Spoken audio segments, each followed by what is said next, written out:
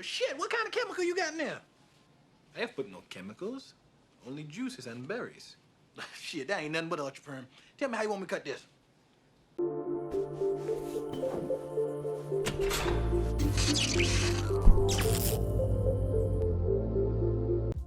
Coming to America, a comedy directed by Craig Brewer, who also directed Eddie Murphy's last film from 2019, Dolomite Is My Name, and also Hustle and Flow and Black Snake Moan, some other films with some pretty iconic comedy moments. And the film stars Eddie Murphy, Arsenio Hall, James Earl Jones, and Wesley Snipes alongside a lot of other big names in the industry.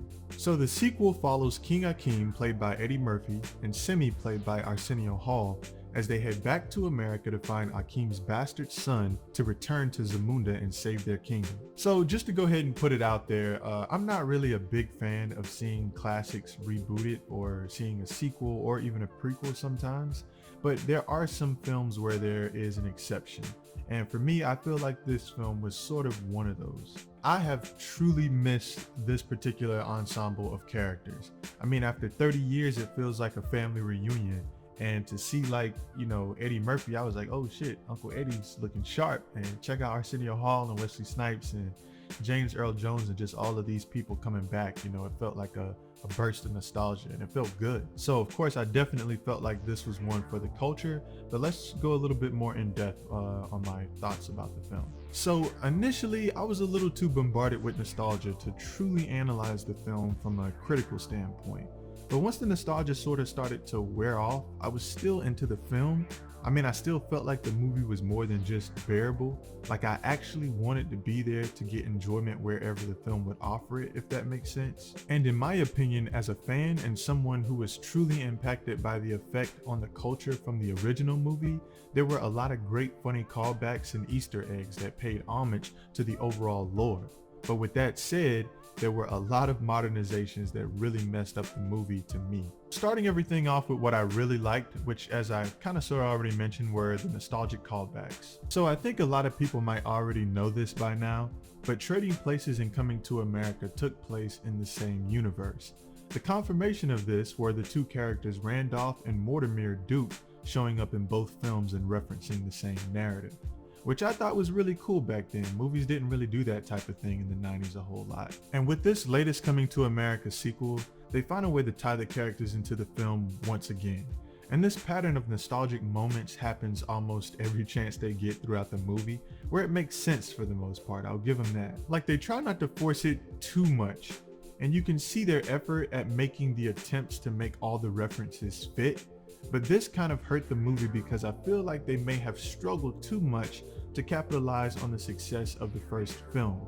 Just a little too much of trying to rehash old jokes. But with that said, this movie doesn't really try to be better than the original at all. It doesn't even really try to be on the same level, honestly. Coming to America is more so a family reunion, and it's sort of like a thank you to the fans. If you go into the film with those types of expectations, just know that this movie doesn't have a snowball's chance in hell at living up to the original. And honestly, I don't think it ever did, but that's not what I was looking for. The aspects of the movie that really hurts it is mainly trying to modernize everything to get the story up to date. And I'm not saying this is a bad thing in general, I'm just saying that the way that they did it didn't work for me. And I understand that they had to show character growth because it's been 30 years. But I didn't like the fact that they felt like they needed to tarnish Prince Akeem's character to progress the story and basically make it as though he lost his way. Like I just didn't like that. He doesn't seem like that type of character. To me, the film just really lost its innocence and blissful ignorance, the major ingredients in my opinion that made the original film what it was. So I'm giving Coming to America a 7 out of 10. It was really nice to see a lot of the original characters reprise their roles and to get that nostalgia again, even if it was just a pinch. But for the most part, it's pretty clear that the magic that made the first film what it was no longer exists. And I know Arsenio Hall and Eddie Murphy really didn't want to touch the original film because they felt like it was just, so precious, which it is.